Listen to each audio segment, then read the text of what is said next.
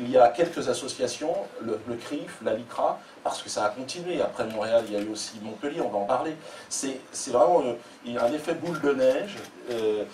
Le système politique et le système médiatique qui poussent pour pouvoir, effectivement, de manière complètement illégale, on l'a vu hier à Montpellier, où c'était absolument hallucinant. On a eu un arrêté municipal qui a été fait par le maire la veille. Le lendemain, on n'a même pas notifié, on nous a même pas notifié à nous cet arrêté. On a attendu peut-être des heures pour pouvoir enfin l'obtenir par un biais d'ailleurs assez incroyable. On a eu cet arrêté entre les mains. Nous sommes allés devant le tribunal administratif et nous avons fait suspendre cet arrêté. Il y a eu 150 articles de presse pour expliquer, je pense d'ailleurs dans notre journal, pour expliquer qu'il y avait eu un arrêté municipal. Et par contre, une fois que l'arrêté a été suspendu, il y a eu un seul article. Oui. Dans la même journée. C'est absolument hallucinant. C'est-à-dire qu'il y a une presse à charge, en ce qui me concerne, qui est, j'ai la sensation, en tout cas on ne peut pas me reprocher d'avoir cette sensation, qui est aux ordres, qui est pieds et mains liés aux ordres des intérêts sionistes et israéliens. Dans la même journée, j'étais moi dans le train, j'étais en direction de Montpellier, et je constatais qu'en Israël, et on ne peut pas les soupçonner d'être antisionistes, c'était dans le Figaro, et il disait qu'il y avait une sorte de chasse aux Noirs, là-bas il y avait une grande manifestation contre l'immigration, il y avait une manifestation à Tel Aviv qui rassemblait des milliers de personnes, où on disait « dehors les Noirs, dehors les Noirs ». Vous imaginez que ces réseaux sionistes en France, moi, m'empêchent de travailler. Donc, il y a un lien, il y a aujourd'hui, en France en tout cas, nous sommes dans une situation où le lobby sioniste a pris une telle place qu'ils interdisent l'accès à toute critique. Et la scène nous est aujourd'hui confisquée. Et la scène humoristique, c'est assez hallucinant parce que nous sommes très peu nombreux à aborder des sujets qui peuvent déranger le sionisme, mais nous n'avons plus le droit de le faire. Et aujourd'hui, je suis effectivement l'emblème de cette censure. Et surtout qu'en plus, symboliquement, le Canada et le Québec étaient des lieux normalement de liberté d'expression assez importants. Mais c'est le fait qu'ils soient interdits là-bas et en même temps, la rue est en train de crier, les jeunes au Québec se révoltent, ils sont en train d'interdire les manifestations. Il semblerait qu'un peu partout dans le monde, il y ait un vent de révolte qui est en train de se mettre en place. Bon, moi je suis un baromètre, je suis un humoriste, et même dans cette campagne, on en parlera tout à l'heure à Dreux, je reste dans mon statut d'artiste qui s'interroge sur la société dans laquelle il vit. Et je m'interroge aujourd'hui sur le sérieux de nos institutions. Et comment se fait-il qu'elles ne soient pas perméables à ces institutions, enfin ces associations communautaires racistes? Parce que ce qui se passe en Israël, c'est ce qui va se passer demain en France. Il ne faut pas rêver. Vous vous rendez compte quand même, et vous imaginez qu'en France, il y ait des manifestations avec les Noirs dehors, les Algériens dehors, les Arabes dehors. C'est pour demain, si on laisse parler les sionistes. Parce que c'est comme ça que ça se passe dans leur pays. Exactement. Mais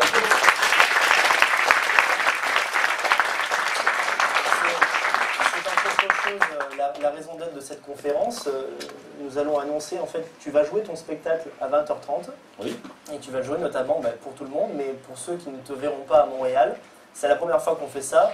Dieudonné va jouer son spectacle Rendez-nous Jésus en direct à 20h30 au Théâtre de la Main d'Or, ici même.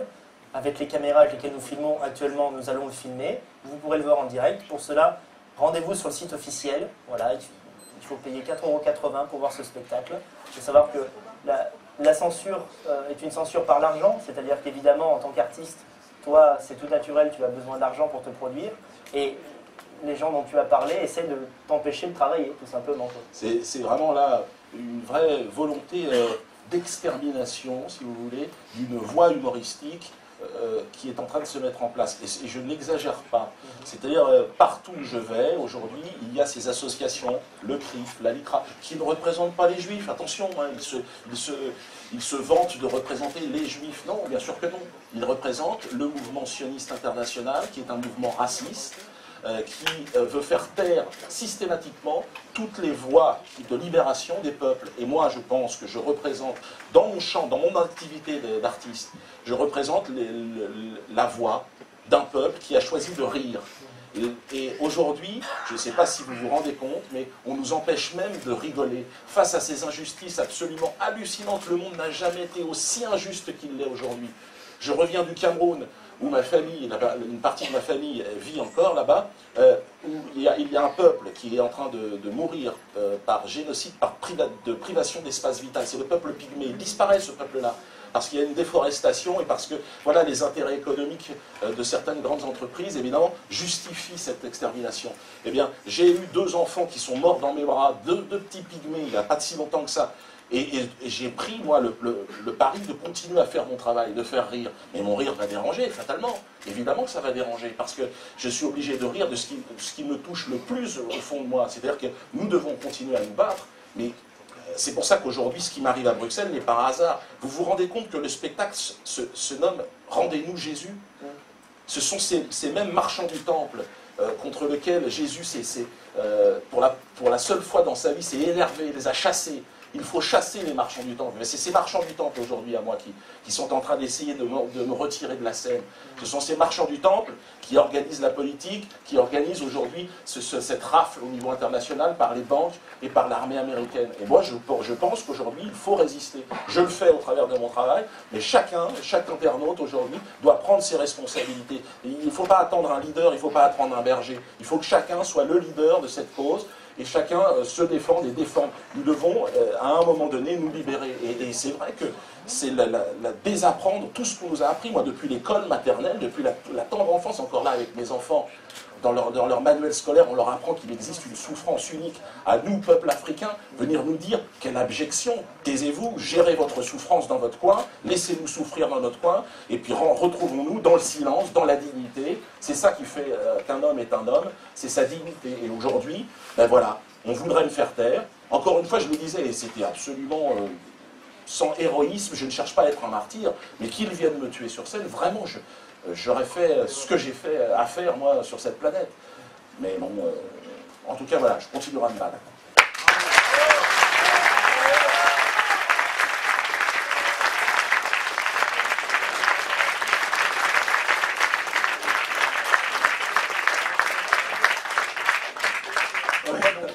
Il y a 2 stratégies pour t'empêcher, on va dire, de produire ton œuvre. C'est l'interdiction pure et simple, ça veut dire que souvent on essaie de t'empêcher de jouer ton spectacle, et l'interdiction de tes productions, de tes DVD, etc.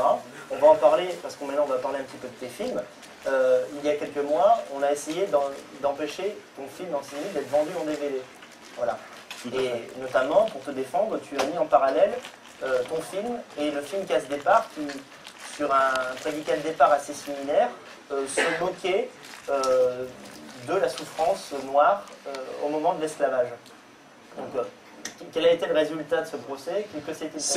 C'est effectivement très intéressant ce qui s'est passé autour du film L'Antisémite. D'ailleurs, l'affaire a été relancée puisque ce film a été présenté à Cannes récemment par mon producteur, le producteur iranien. D'ailleurs, qui est là, peut-être qu'il peut venir. Il peut monter sur scène s'il est là. Vous pouvez venir, au contraire. Si, allez-y. Ça serait... Venez. Non, mais pas de problème, vous pouvez applaudir.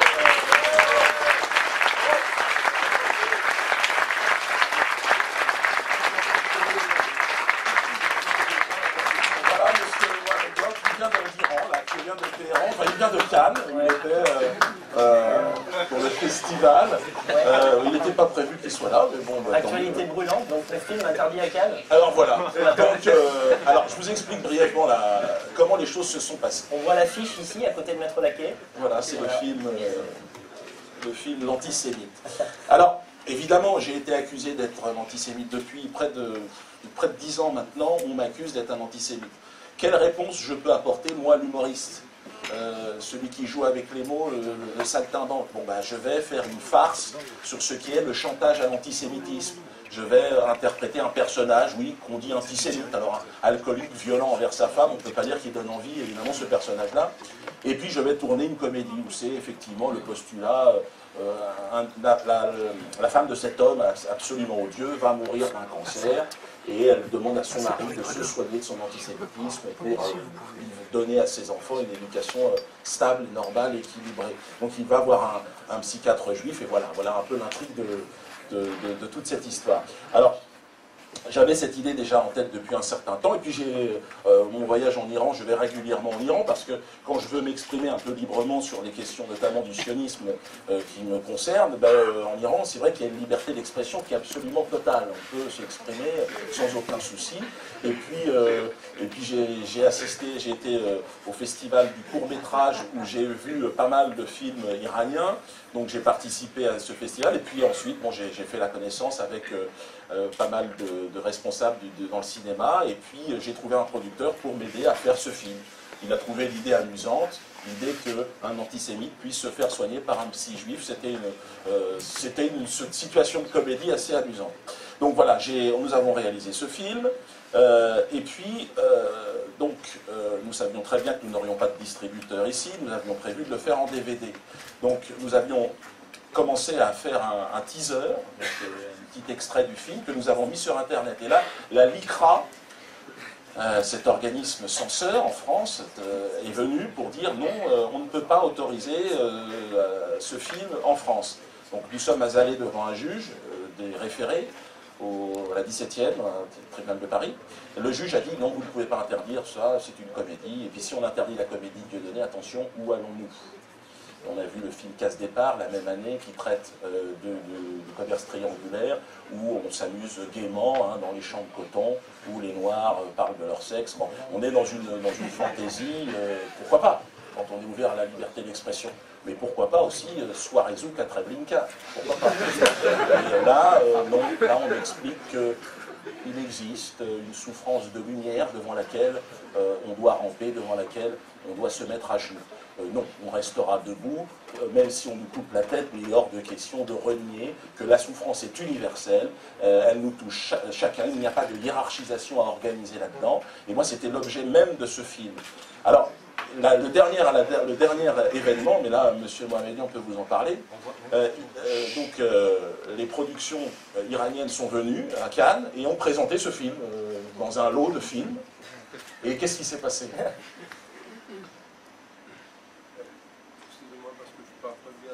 Monsieur, vous parlez très bien français, de toute façon... D'abord,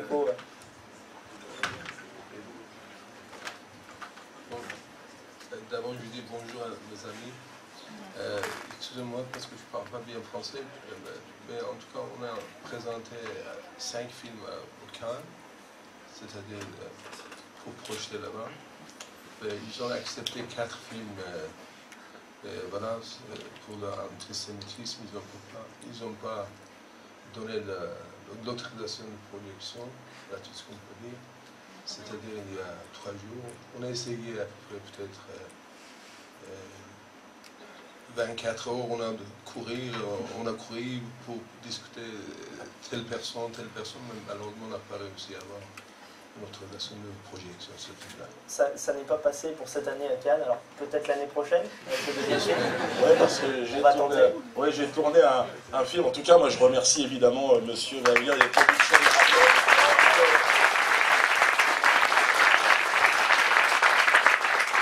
Il y avait un homme de cinéma iranien qui pouvait avoir le toupet, le culot de présenter un film comme celui-là. Je crois qu'ils ont pris conscience de l'importance en fait du lobby sioniste aussi à Cannes. Bon, moi, ils le savaient déjà, Hollywood, Cannes, c'est le bras armé évidemment de cet axe américano-sioniste. Mais donc, je ne sais pas si ça va les encourager à prendre mon prochain film, qui va lui traiter du cancer. Donc a priori, c'est un sujet qui est assez universel.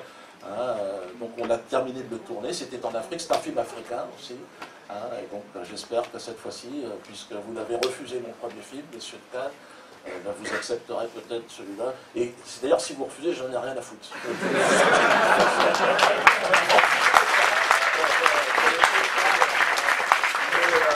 c'est intéressant de voir que tout d'un coup, on titre le Dieudonné est annulé à Cannes. Je ne sais même pas, ça n'est pas pour être là. Mais je remercie évidemment les productions iraniennes d'avoir tenté ce coup de maître, ce coup de force. Je crois que d'ailleurs que... Mais le film sur Thierry Messant, lui, a été projeté avec Thierry Messant Non oui. C'est-à-dire que c'est une production vraiment particulièrement courageuse.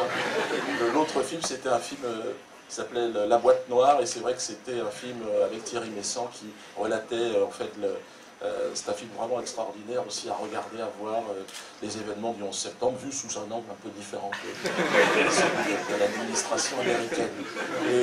Mais bon. Nous verrons Sylvain va tourner avec Métastase, donc qui sort dans quelques mois, dans le concert.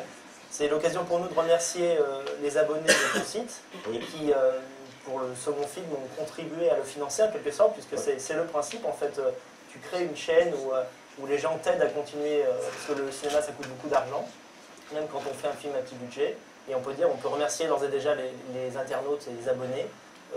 C'est grâce à vous qu'on a pu mettre en scène ce second film, et peut-être les prochains. Tourner en Afrique. En fait, ce qu'il faut comprendre, c'est qu'à partir du moment où on sort du système, on peut quand même travailler. Je sais qu'il y a beaucoup d'artistes qui ont très peur de sortir de ce système, parce qu'effectivement, le milieu sionisme est tellement présent dans les médias, dans le monde artistique, dans la musique, que les gens ont peur.